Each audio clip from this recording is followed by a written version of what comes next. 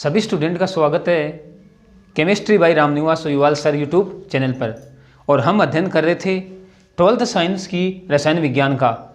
उसमें भी हमारा सेकंड लेसन चल रहा था, यानी हमारा जो पहला चैप्टर है वो कंप्लीट हो गया था और हम सेकंड चैप्टर का अध्ययन कर रहे थे, विलियन वाले चैप्टर का। और इस विलियन की हमारी 6 क्लासें कंप्लीट हो गई थी, यानी अपन ऐसे कह सकते हैं कि 6 पार्ट हमने पढ़ लिए थे और आज हमारा पार्ट नंबर 7 रहेगा। देखो, हमने इससे जस्ट पहले वाले पार्ट में अध्ययन किया था आदर्श व अनादर्श विलियनों का।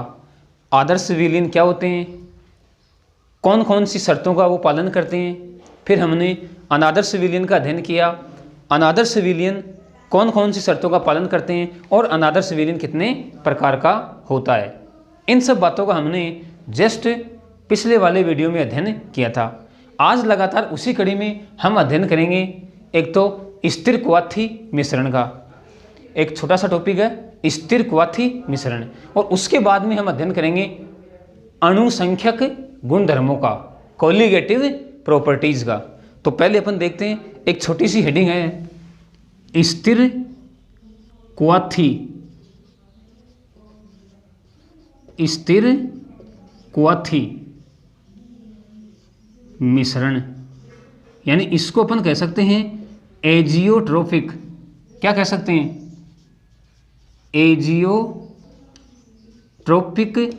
मिक्सचर,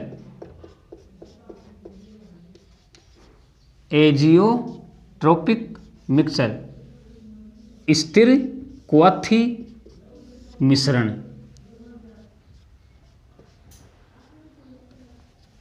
छोटी सी हेडिंग है स्थिर क्वाथी मिश्रण। देखो, वैसे तो इसके नाम में इसका अर्थ छुपा हुआ है, यानी हम एक अनुमान लगा सकते हैं कि स्थिर यानी नियत, क्वाथी यानी क्वथनांक, यानी स्थिर क्वथनांक वाले मिश्रण। या अपन ऐसे कह सकते हैं कि जो निश्चित ताप पर उबलते हैं, निश्चित ताप पर उबलते हैं, या अपन ऐसे कह सकते हैं कि निश्चित ताप पर आश्रित होते हैं। तो देखो, स्थिर क्वाथी मिश्रण क्या होते हैं? अपन ऐसे कह सकते हैं कि ऐसा मिश्रण जो अपने अवयवों या घटकों के रासायनिक संगठन को प्रभावित किए बिना एक निश्चित ताप पर आश्रित हो जाता है, उसे हम क्या बोलते हैं? स्थिर क्वाथी मिश्रण। देखो, अपन इसकी परिभाषा देखते हैं। अपन लिख सकते हैं ऐसा मिश्रण, ऐसा मिश्रण जो अपने अवयवों, अवयव कह सकते हैं, घटकों कह सकते हैं, घटक या अवयव एक ही बात है, जो अपने अवयवों के रासायनिक, अवयवों के रासायनिक संगठन को प्रभावित किए बिना, प्रभावित किए बिना एक निश्चित ताप पर, एक निश्चित ताप पर आश्रित हो जाता है, आश्रित हो जाता है। स्थिर क्वाथी, स्थिर क्वाथी मिश्रण कहलाता है।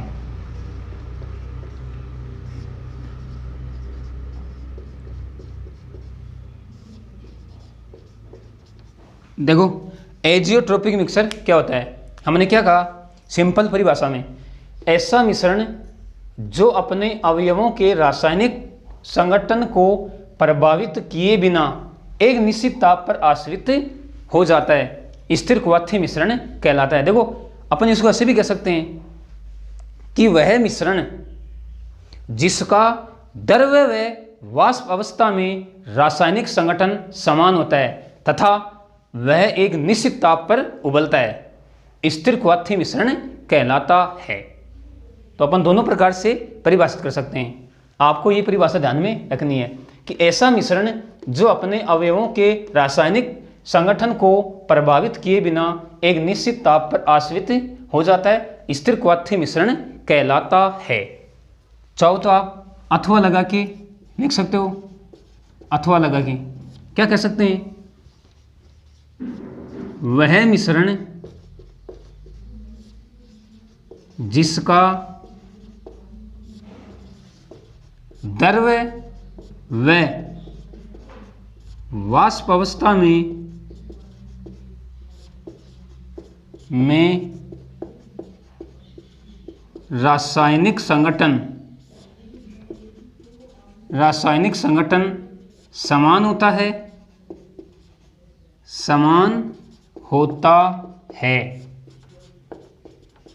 तथा एक निश्चित ताप पर उबलता है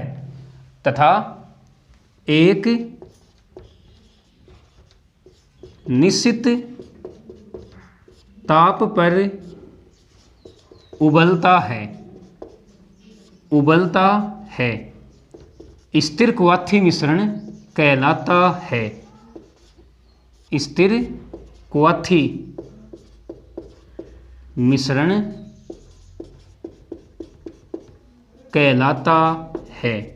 आप ऐसे भी इसको परिभाषित कर सकते हैं। क्या कहा हमने?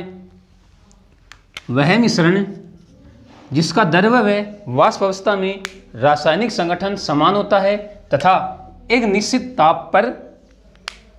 ताप पर उबलता है, स्थिर क्वाथी मिश्रण कहलाता है। ये अपन ऐसे कह सकते हैं कि ऐसा मिश्रण जो अपने अवयवों के रासायनिक संगठन को प्रभावित किए बिना एक निश्चित ताप पर आश्रित हो जाता है, स्थिर क्वाथी मिश्रण कहलाता है। अब देखो, यह स्थिर क्वाथी मिश्रण दो प्रकार का होता है।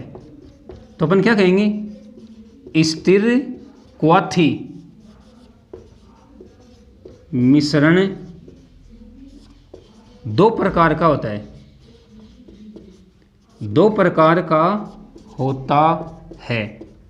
देखते हैं दो प्रकार कौन से हैं। पहला तो होता है अधिकतम वाष्पदाबी एवं न्यूनतम क्वथनांकी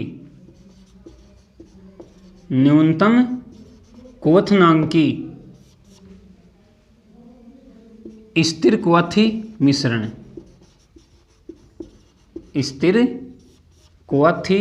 मिश्रण। और दूसरा होता है न्यूनतम वाष्पदाबी एवं अधिकतम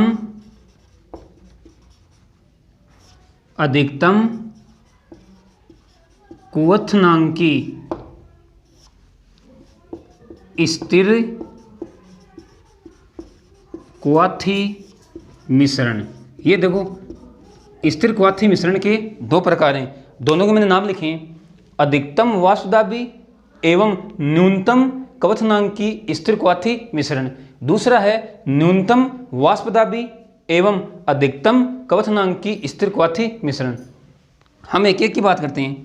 पहले हम पढ़ते हैं अधिकतम वाष्पदाबी एवं न्यूनतम क्वथनांकी स्थिर क्वाथी मिश्रण। देखो, अधिकतम वाष्पदाबी एवं न्यूनतम क्वथनांकी स्थिर क्वाथी मिश्रण किसे कहेंगे? ध्यान से समझना आप।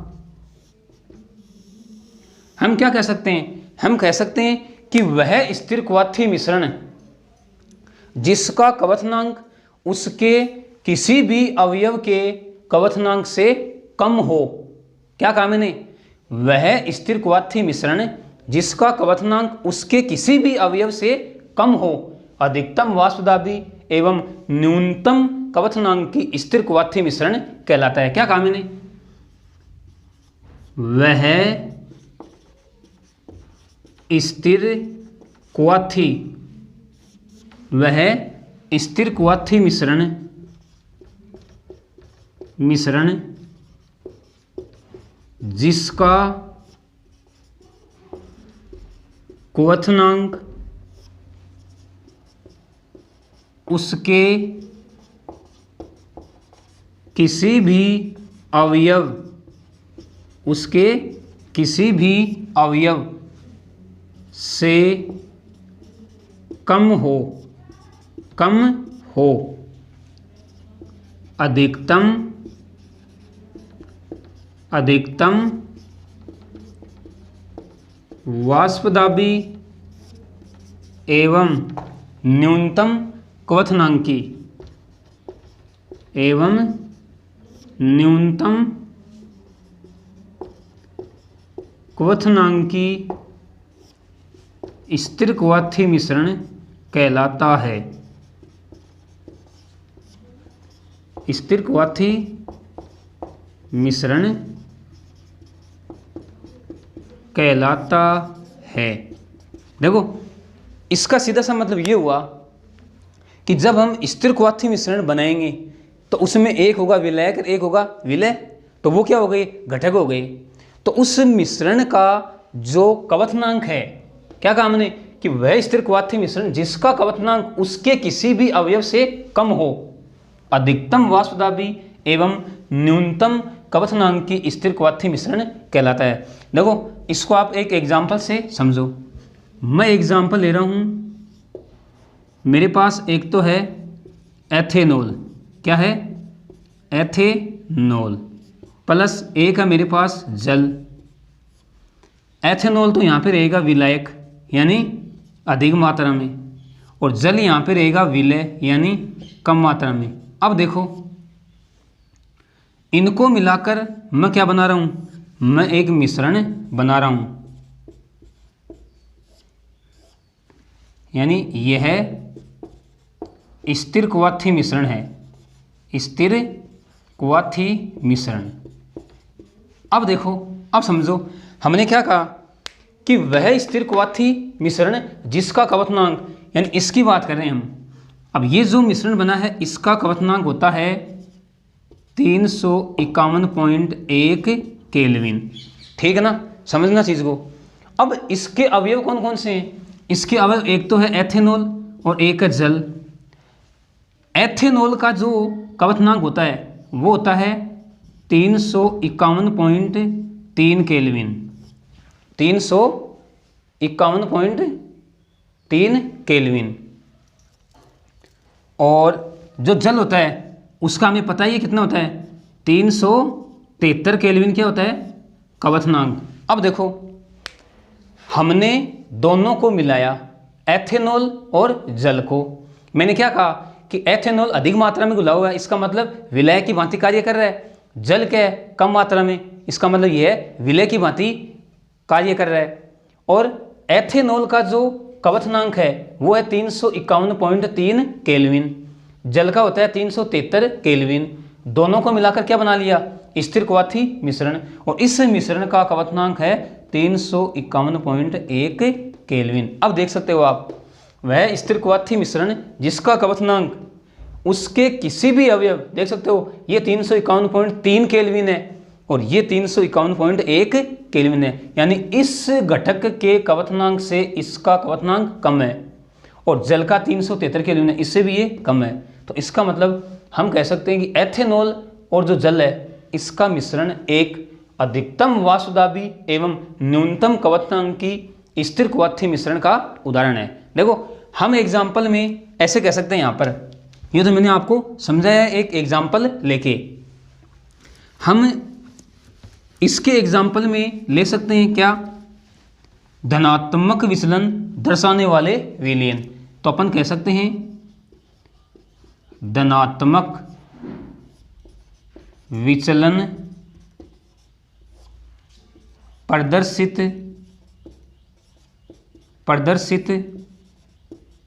करने वाले अनादर्श विलयन, अनादर्श विलयन क्या होंगे, अधिकतम वाष्पदाबी एवं न्यूनतम क्वथनांक की स्थिर क्वाथी मिश्रण होते हैं। आप इसको ध्यान में रखोगे। तो ये हमारा पहला प्रकार हो गया, अधिकतम वाष्पदाबी एवं न्यूनतम क्वथनांक की स्थिर क्वाथी मिश्रण। अब देखो दूसरा ले रहा हूं मैं,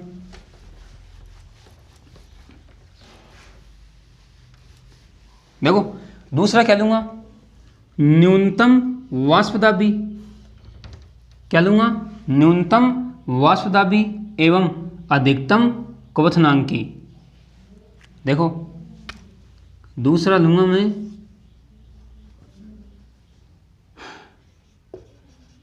न्यूनतम वाष्प दाबी एवं अधिकतम क्वथनांकी स्थिर क्वाथी मिश्रण। क्या कहूँगा, वह स्थिर क्वाथी मिश्रण जिसका क्वथनांक उसके किसी भी अवयव से अधिक हो। क्या कहेंगे, अधिक हो, अधिक हो। न्यूनतम वाष्प दाबी, न्यूनतम वाष्प दाबी एवं अधिकतम क्वथनांकी एवं अधिकतम क्वथनांकी स्थिर क्वाथी मिश्रण कहलाता है। देखो पहले परिभाषा को देखते हैं। हमने क्या लिखा इसमें, दूसरा हमने लिया न्यूनतम वाष्प दाबी एवं अधिकतम क्वथनांकी स्थिर क्वाथी मिश्रण। क्या कहा कि वह स्थिर क्वाथी मिश्रण जिसका क्वथनांक उसके किसी भी अवयव से अधिक हो। वहां पर कम था, यहाँ पे अधिक होगा, किसी भी अवयव के क्वथनांक से। न्यूनतम वाष्प दाबी एवं अधिकतम क्वथनांक की स्थिर क्वाथी मिश्रण कहलाता है। अब देखो एग्जाम्पल इसका भी, इसका एग्जाम्पल मैं ले सकता हूं। देखो मेरे पास जल है और इसमें मैं मिला दूं HCl, ये अधिक मात्रा में, इसका मतलब यहाँ पर जल विलायक की भांति कार्य करेगा। किसकी भांति, विलायक की भांति। और जल यहाँ HCl यहाँ पे क्या है, कम मात्रा में घुला हुआ है, इसका मतलब HCl यहाँ पे विलय की भांति कार्य करेगा, विलय की भांति। अब देखो इनको मिलाकर मैंने क्या बना दिया, स्थिर क्वाथी मिश्रण, स्थिर क्वाथी मिश्रण। अब देखो जल और HCl, जल का क्वथनांक हमें पता है ही 373 केल्विन, 373 केल्विन। और जो HCl है इसका होता है, यहाँ लिख रहा हूँ मैं 188 केल्विन। और जो मिश्रण है इसका क्वथनांक होता है 383 केल्विन। अब देख सकते हो आप, हमने ये कहा है कि वह स्थिर क्वाथी मिश्रण जिसका क्वथनांक उसके किसी भी अवयव, उसके किसी भी अवयव से अधिक हो। देख सकते हो इसका 373 है और इसका 383 केल्विन।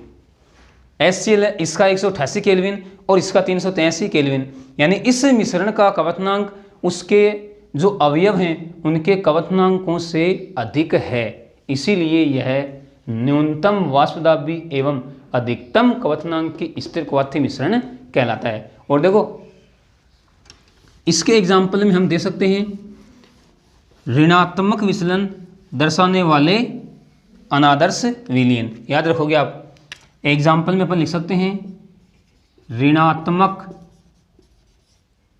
ऋणात्मक विचलन दर्शाने वाले अनादर्श विलयन, अनादर्श विलयन। तो ये हमारी छोटी सी हेडिंग थी, स्थिर क्वाथी मिश्रण क्या होता है। दो इसके प्रकार हमने देखे। अब देखो, अब हमारा जो अगला टॉपिक आ रहा है मोस्ट इम्पोर्टेंट, ये मान लो इस सॉल्यूशन चैप्टर का इम्पोर्टेंट टॉपिक अब आ रहा है। क्या कहेंगे, अणुसंख्यक गुणधर्म, अणुसंख्यक गुणधर्म एवं आणविक द्रव्यमान की गणना। मोस्ट इंपोर्टेंट है भाई, मोस्ट इंपोर्टेंट।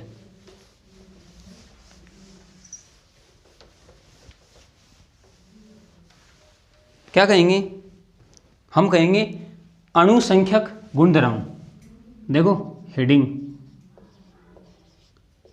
अणु संख्यक अणुसंख्यक गुणधर्म एवं आणविक द्रव्यमान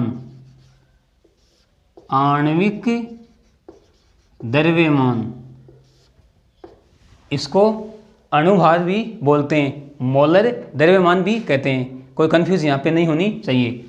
आणविक द्रव्यमान की गणना यानी अपन कह सकते हैं, क्या कह सकते हैं, colligative properties, colligative properties, colligative properties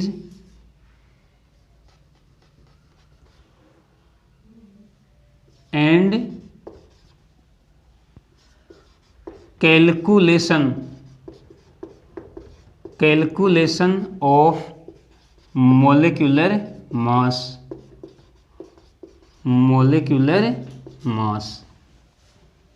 colligative properties and calculation of molecular mass यानी अणुसंख्यक गुणधर्म एवं आणविक द्रव्यमान की गणना। ठीक है, देखो पहले हम ये समझते हैं कि अणुसंख्यक गुणधर्म कहते किसे हैं, तो मैं यहाँ पे लिख रहा हूँ अणुसंख्यक गुणधर्म यानी कोलिगेटिव प्रॉपर्टीज। इस बात को आप पहले समझो।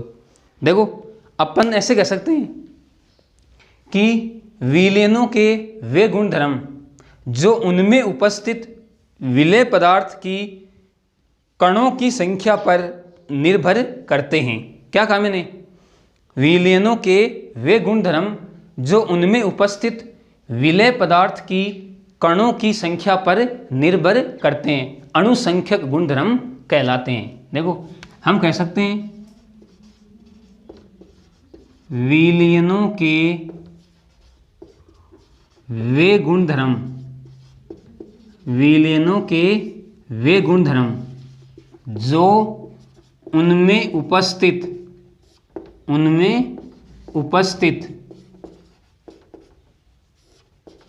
विलेय पदार्थ के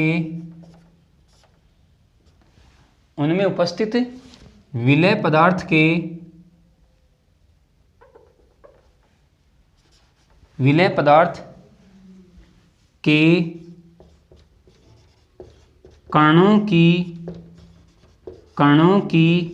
की संख्या पर निर्भर करते हैं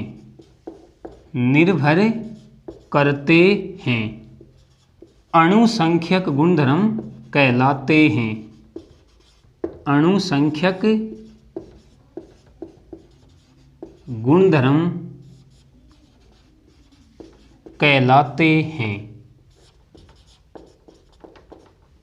देखो क्या कहा हमने?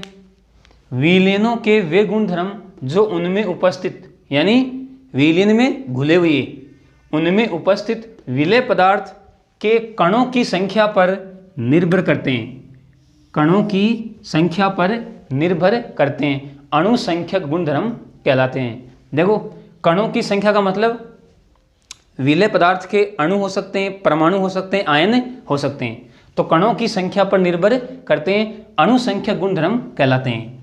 अब देखो इन अणुसंख्यक गुणधर्मों का सीधा संबंध विलेय पदार्थ के कणों की संख्या से होता है। यानी अपन ये कह सकते हैं कि अणुसंख्यक गुणधर्म विलेय पदार्थ की प्रकृति और रासायनिक संगठन पर निर्भर नहीं करते हैं। यानी अपन कह सकते हैं कि अणुसंख्यक गुणधर्मों का संबंध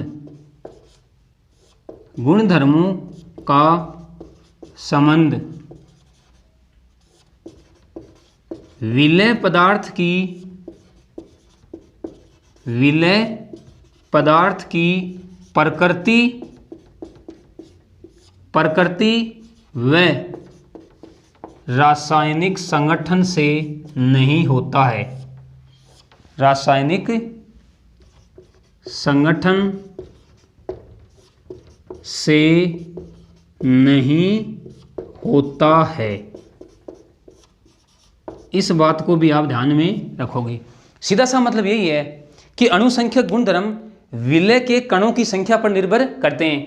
विलय की प्रकृति और रासायनिक संगठन से उसका कोई संबंध नहीं होता है। एक चीज तो आप ये ध्यान में रखोगे।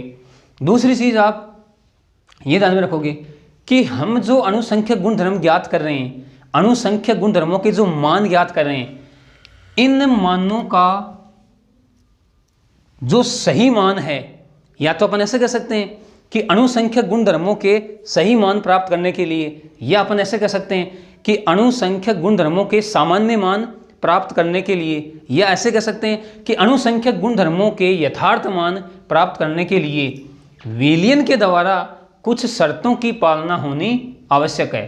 तो अपन क्या कह सकते हैं? हम कह सकते हैं अणुसंख्यक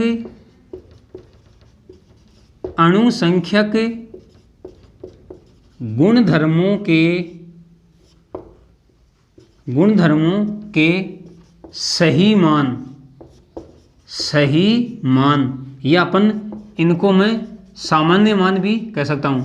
सामान्य मान, सही मान प्राप्त करने के लिए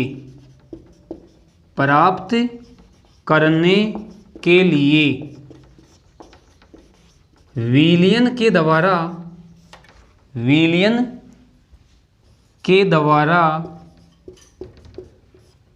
निम्न शर्तों की पालना आवश्यक है। निम्न शर्तों की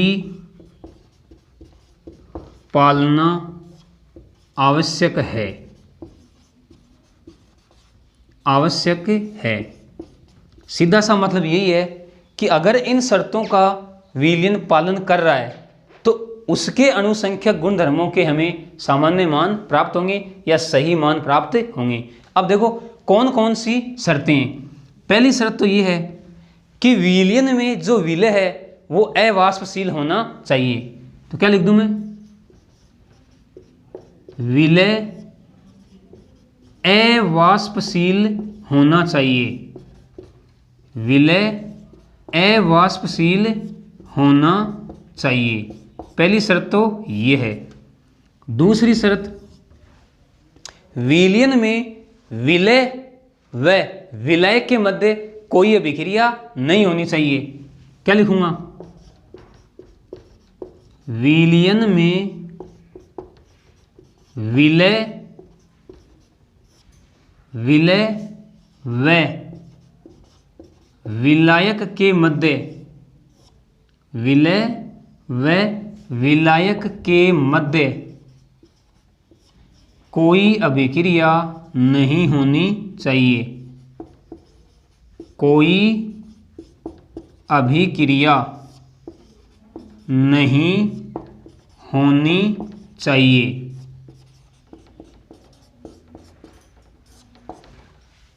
अगली शर्त अपन ऐसे कह सकते हैं कि विलयन में विलय का न तो संगुण होना चाहिए और न ही वियोजन। क्या कह सकते हैं? विलयन में विलय का संगुणन अथवा वियोजन नहीं होना चाहिए। संगुणन अथवा वियोजन नहीं होना चाहिए। नहीं होना चाहिए।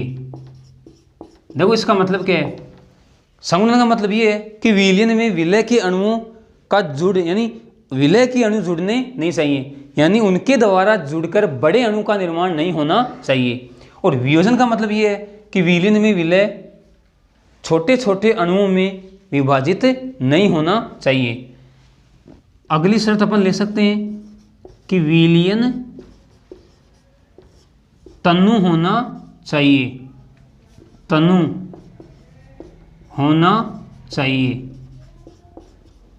देखो इसका मतलब क्या है, याद करो मैंने जब इस लेसन को स्टार्ट किया था तो मैंने वहाँ पर आपको विलय पदार्थ की मात्रा के आधार पर विलयनों के प्रकार बताए थे और वहाँ पे मैंने आपको तनु विलयन बताया था।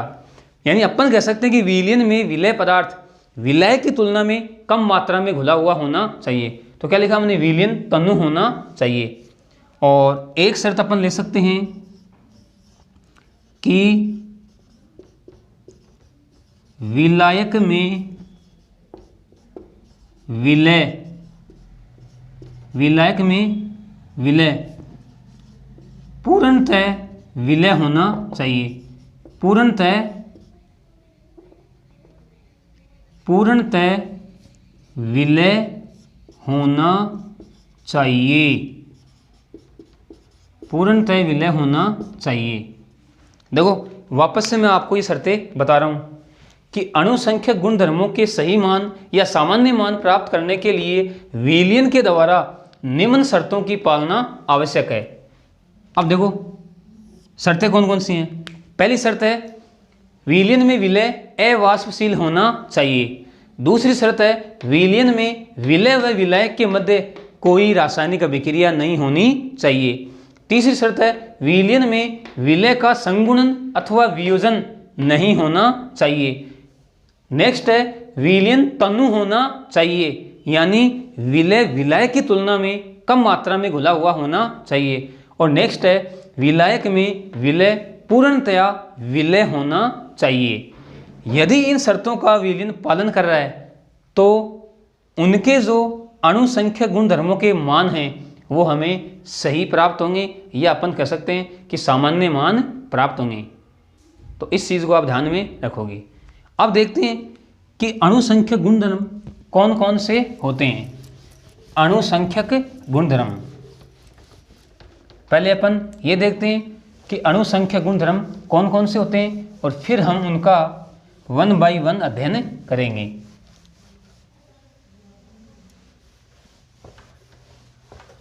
अणुसंख्यक गुणधर्म,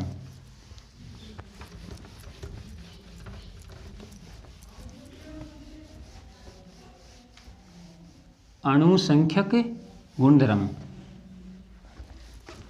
देखो प्रमुख रूप से अणुसंख्यक गुणधर्म 4 प्रकार के होते हैं। कितने होते हैं? 4 प्रकार के। अभी हम देखते हैं कि कौन कौन से अणुसंख्यक गुणधर्म होते हैं। तो अपन कह सकते हैं कि अणुसंख्यक गुणधर्म निम्न प्रकार के होते हैं। अणुसंख्यक गुणधर्म निम्न प्रकार के होते हैं, निम्न प्रकार के होते हैं। देखो पहले मैं नाम लिख रहा हूँ कि कौन कौन से अणुसंख्यक गुणधर्म होते हैं। देखो मैं ले रहा हूँ पहला है वाष्प दाब में अवनमन, वाष्प दाब में अवनमन, और इसको हम कहते हैं वाष्प दाब में आपेक्षिक अवनमन, वाष्प दाब में आपेक्षिक अवनमन, आपेक्षिक अवनमन, और इसको हम कहते हैं relative lowering, relative lowering in vapour pressure, vapour pressure. तो पहला अणुसंख्यक गुणधर्म कौन सा हुआ? वाष्प दाब में आपेक्षिक अवनमन, और इसको हमने क्या कहा? Relative lowering in vapour pressure, relative lowering in vapour pressure. दूसरा है क्वथनांक में उन्नयन, कवथनांक में उन्नयन। दूसरा कौन सा लिया मैंने? कवथनांक में उन्नयन। इसको कवथनांक मिति भी बोलते हैं, कवथनांक मिति। तो इस नाम को भी आप ध्यान में रखोगे, कवथनांक मिति। कवथनांक मिति, कवथनांक मिति, यानी हम इसको बोलेंगे एलिवेशन। क्या बोलेंगे? Elevation in boiling point, in boiling point, या हम इसको बोल सकते हैं इबुलियोस्कोपी। क्या बोलेंगे? इबुलियोस्कोपी। इस नाम को भी आप ध्यान में रखोगे। देखो, दूसरा अणुसंख्यक गुणधर्म हमने कौन सा लिया? कवथनांक में उन्नयन, जिसको हमने कवथनांक मिति भी कहा, यानी एलिवेशन इन बॉइलिंग पॉइंट या इबुलियोस्कोपी। तीसरा अणुसंख्यक गुणधर्म हमारा रहेगा हिमांक में अवनमन। हिमांक में अवनमन, और इसको हिमांक मिति भी बोलते हैं। क्या बोलते हैं? हिमांक मिति। और इसको हम कहते हैं डिप्रेशन इन, क्या बोलेंगे? Depression in freezing point, freezing point, या हम इसको बोलेंगे क्रायोस्कोपी। क्या बोलेंगे? क्रायोस्कोपी। और हमारा चौथा अणुसंख्यक गुणधर्म आएगा परासरण दाब। क्या आएगा? परासरण दाब, यानी इसको बोलेंगे ओस्मोटिक प्रेशर। क्या बोलेंगे? Osmotic pressure. तो देखो, ये चार प्रकार के क्या हैं? अणुसंख्यक गुणधर्म। हमने क्या कहा कि अणुसंख्यक गुणधर्म निम्न प्रकार के होते हैं। पहला हमने कौन सा लिखा? वाष्प दाब में आपेक्षिक अवनमन, यानी relative lowering in vapour pressure. दूसरा हमने देखा कवथनांक में उन्नयन, जिसको हमने क्या कहा? कवथनांक मिति भी कहा, यानी एलिवेशन इन बॉइलिंग पॉइंट, यानी इबुलियोस्कोपी। ध्यान में रखोगे आप इस नाम को भी। तीसरा हमने लिया हिमांक में अवनमन, और इसको हिमांक मिति भी कहा जाता है, यानी डिप्रेशन इन फ्रीजिंग पॉइंट, यानी क्रायोस्कोपी। इस नाम को भी आप ध्यान में रखोगे, हिमांक मिति या क्रायोस्कोपी। और चौथा हमने लिया परासरण दाब, यानी ओस्मोटिक प्रेशर, ओस्मोटिक प्रेशर। अब देखो, हम सबसे पहले वाष्प दाब में आपेक्षिक अवनमन का अध्ययन करते हैं। हम एक एक का अध्ययन करेंगे। वाष्प दाब में आपेक्षिक अवनमन, यानी हम पहला अणुसंख्यक गुणधर्म ले रहे हैं। वाष्प दाब में आपेक्षिक अवनमन। मेरे साथ आप लगातार बने रहिए, ध्यान से आपको समझना है। ये समझ लो, इस सॉल्यूशन चैप्टर की बहुत ही इम्पोर्टेंट हेडिंग है, सबसे महत्वपूर्ण हेडिंग, अणुसंख्यक गुणधर्म। देखो, मैं ले रहा हूं पहला अणुसंख्यक गुणधर्म, वाष्प दाब में आपेक्षिक अवनमन। आपेक्षिक अवनमन, यानी क्या कहा हमने? इसको कहा relative lowering, relative lowering in vapour pressure, vapour pressure. अब देखो वाष्प दाब में आपेक्षिक अवनमन क्या होता है। देखो याद करो आप, जो हमारा पार्ट 5 था, जब हमने वहाँ पे पढ़ा था द्रव्य विलयनों का वाष्प दाब, वहाँ पर मैंने आपको वाष्प दाब क्या होता है ये बताया था। वाष्प दाब में अवनमन क्या होता है इसकी भी चर्चा हमने की थी। और फिर मैंने आपको वाष्प दाब में अवनमन का कारण भी बताया था। तो देखो हम क्या कह सकते हैं, हम कह सकते हैं कि किसी शुद्ध विलायक में कोई अवाष्पशील विलय मिलाने पर बनने वाले विलयन के वाष्प दाब में कमी आ जाती है, जिसको हम वाष्प दाब में आपेक्षिक अवनमन कहते हैं। क्या कहेंगे हम कहेंगे जब किसी शुद्ध विलायक में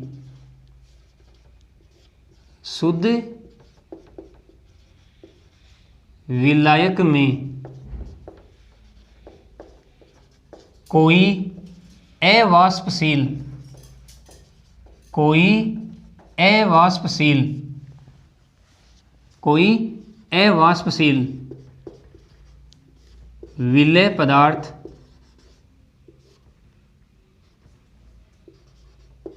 मिलाया जाता है तो बनने वाले विलयन के वाष्प दाब में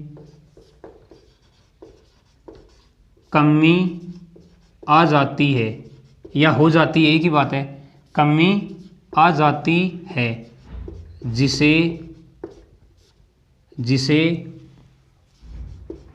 वाष्प दाब में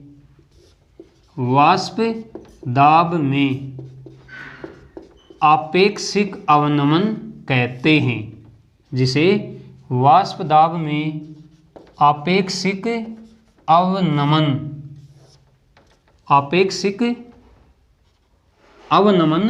कहते हैं।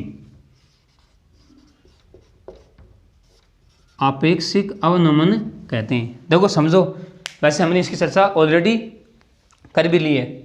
हमारे पास शुद्ध विलायक है, उसमें हमने बाहर से क्या मिलाया, कोई अवाष्पशील विलय पदार्थ, तो जो विलयन बना उस विलयन का वाष्प दाब शुद्ध विलायक की तुलना में कम हो जाता है। तो जो विलयन के वाष्प दाब में जो कमी हुई, उस कमी को ही हमने क्या कहा, वाष्प दाब में आपेक्षिक अवनमन। तो हमने क्या कहा कि जब किसी शुद्ध विलायक में कोई अवाष्पशील विलय पदार्थ मिलाया जाता है तो बनने वाले विलयन के वाष्प दाब में कमी आ जाती है, जिसे वाष्प दाब में आपेक्षिक अवनमन कहते हैं। अब देखो हम कहेंगे कि माना विलायक ए है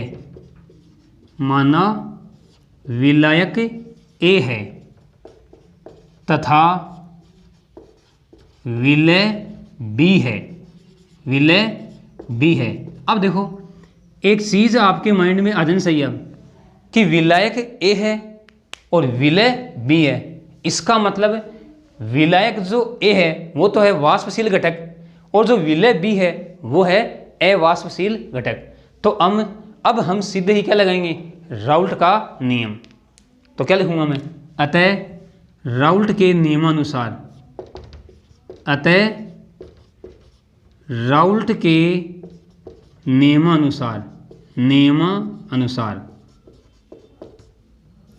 देखो याद करो, हमने अवाष्पशील विलय युक्त विलयन के लिए राउल्ट का नियम पढ़ा था। हमने क्या कहा था, हमने ये कहा था कि अवाष्पशील विलय युक्त विलयन में या अवाष्पशील विलय युक्त विलयन का वाष्प दाब केवल वाष्पशील घटक के आंशिक दाब के बराबर होता है। तो मैं लिख सकता हूं यहां पे, अतः राउल्ट के नियमानुसार क्या कह सकता हूं मैं कह सकता हूं कि पी ए समानुपाती अक्स ए। अरे समझ में आ गया, वाष्पशील घटक का आंशिक दाब है और विलय की मोल भिन्न के समानुपाती होता है, ये हमें पता है। तो PA समानुपाती अक्स A, समानुपाती के चिन्ह को मैं हटाऊंगा। देखो मैं यहाँ लिख रहा हूँ नीचे, अतः राउल्ट के नियमानुसार यहाँ से करूँ मैं स्टार्ट। क्या कह सकता हूँ मैं कह सकता हूँ PA समानुपाती अक्स A, PA समानुपाती के चिन्ह को हटाऊंगा तो क्या आएगा, P नोट A अक्स A। इसको मैं समीकरण 1 दे दूं, समीकरण 1 दे दूं। अब देखो मैं क्या कह सकता हूँ, मैं कह सकता हूँ चूंकि PB क्या है, PB 0 है। अरे भाई विलय यहाँ पे क्या है, अवाष्पशील है, इसका मतलब उसका आंशिक दाब क्या रहेगा, 0। इसका मतलब क्या हुआ कि अतः जो विलयन का कुल दाब है P वो किसके बराबर होगा, PA के बराबर होगा। अतः P बराबर PA। इसको मैं समीकरण 2 दे दूं और कह दूं समीकरण 1 व 2 से, समीकरण 1 व 2 से क्या कह दूं मैं, यानी PA के स्थान पे मैं इसका मान रखूंगा, यानी क्या आएगा, P बराबर PA नोट अक्स A। अब हमें क्या पता है, हमें पता है चूंकि अक्स A प्लस अक्स B बराबर 1, तो अक्स A बराबर क्या हो जाएगा, 1 माइनस अक्स B, 1 माइनस अक्स B। कोई दिक्कत नहीं होनी चाहिए। तो अब मैं यहाँ पे क्या रखूँगा, मैं रखूँगा P बराबर P नोट A, अक्स A के स्थान पे क्या आएगा, 1 माइनस अक्स B। इसको सरल करूँ तो क्या आएगा, P नोट A माइनस P नोट A अक्स B। यहाँ तक कोई दिक्कत नहीं होनी चाहिए। अब इस माइनस वाले को मैं उधर ले जाऊँगा और इस प्लस वाले को इधर लाऊंगा, तो देखो मेरे पास क्या आएगा, मेरे पास आएगा PA नोट अक्स B equal to P naught A, P naught A, और इसको लाऊंगा मैं इधर तो माइनस P। यहाँ तक कोई दिक्कत आपको नहीं होनी चाहिए। यानी मैं क्या लिख सकता हूँ, मैं लिख सकता हूँ अक्स B बराबर P नोट A माइनस P upon P naught A। देखो ये आ गया हमारे पास। यहाँ तक हमने पार्ट 5 में पढ़ भी रखा है, ठीक है ना। अब देखो चूंकि ये जो P नोट A माइनस P ये क्या है, ये डेल P है। क्या है, डेल P, यानी वाष्प दाब में अवनमन तो है, वाष्प दाब में अवनमन, तो इसको मैं डेल P लिख सकता हूँ। यानी अब हमारे पास क्या आएगा, अब हमारे पास ये आ जाएगा कि del P upon P naught A equal to अक्स B, अक्स B। यहाँ तक कोई दिक्कत आपको नहीं होनी चाहिए, अक्स B। अब देखो अक्स B क्या है, विलय की मोल भिन्न, यानी मैं लिख सकता हूँ, देखो इसको मैं समीकरण 3 दे दूँ, समीकरण 3। चूंकि अक्स B बराबर क्या होता है, अक्स B बराबर क्या होता है, Na upon Na plus Nb। कोई दिक्कत नहीं है। अरे मोल भिन्न तो है, मोल भिन्न क्या होती है, मोलों की संख्या बटे विलयन के कुल मोलों की संख्या, ठीक है। इसको मैं समीकरण 4 दे दूं और मैं लिख दूं समीकरण 3 व 4 से। देखो क्या करूँगा मैं इस अक्स B के स्थान पे ये मान रखूँगा, तो मेरे पास क्या आएगा, del P upon P naught A, P naught A क्या रखूँगा मैं रखूँगा Na upon Na plus Nb। अब देखो मैं यहाँ पे लगाऊंगा कंडीशन, कौन सी, चूंकि तनु विलयनों के लिए, क्या कहूँगा, तनु विलयनों के लिए। देखो अभी हमने पढ़ा है कि हमारे पास विलयन तनु होना चाहिए, उसी कंडीशन में हमें अणुसंख्यक गुणधर्मों का सामान्य मान प्राप्त होगा। तो तनु विलयन के लिए क्या होगा, तनु विलीन के लिए हम कह सकते हैं कि जो एन बी है वो लेसर देन होगा एन ए से। N B is lesser than, यानी एन बी बहुत ही कम घुला हुआ है एन ए से। तो इसका मतलब क्या हुआ, इसका मतलब ये हुआ कि N A plus N B ये लगभग बराबर है किसके, एन ए के। यहाँ तक कोई दिक्कत नहीं होनी चाहिए। तो इसका मतलब इसको मैं समीकरण दे दूं 5 और इसको मैं समीकरण 6 दे दूं, फिर क्या कहूँ, समीकरण 5 व 6 से, 5 व 6 से, यानी अब मैं N A plus N B के स्थान पे क्या रखूँगा, एन ए। तो मेरे पास क्या आएगा, del P upon P naught A equal to, ऊपर तो क्या है, देखो ये एन ए नहीं है यहाँ पे, विलय है ना, विलय थोड़ा सा मिस हो गया अपन, विलय, विलय की मोल विलय, तो ऊपर मोलों की संख्या भी किसकी आएगी, विलय की आएगी, एन बी है। देखो थोड़ा सा अपन मिस हो गए, ये क्या है, एन बी, यहाँ पे भी क्या है, एन बी, बाकी और सब सही है, नीचे भी सही है, N A plus N B. अरे मोल भिन्न क्या होती है, किसी घटक की मोल भिन्न क्या होती है, उस घटक के मोलों की संख्या अपॉन विलयन के कुल मोलों की संख्या। तो अक्स बी बराबर क्या रहेगा, N B upon N A plus N B. फिर हमने del P upon P naught A बराबर क्या रखा, एन बी है, यहाँ पे कोई कंफ्यूज आपको नहीं होनी चाहिए। फिर हमने कंडीशन लगा दी, क्या लगा दी, तनु विलीनों के लिए N B is lesser than N A, यानी N A plus N B लगभग इक्वल होगा किसके, एन ए के। ये मान हमने यहाँ पे रख दिया। तो एन बी है, एन ए नहीं है, एन बी अपॉन नीचे क्या आ गया, एन ए। इसको मैं समीकरण 7 दे दूँ। अब देखो मैं हटा रहा हूँ उधर से, थोड़ा सा हटा रहा हूँ मैं, ये लो,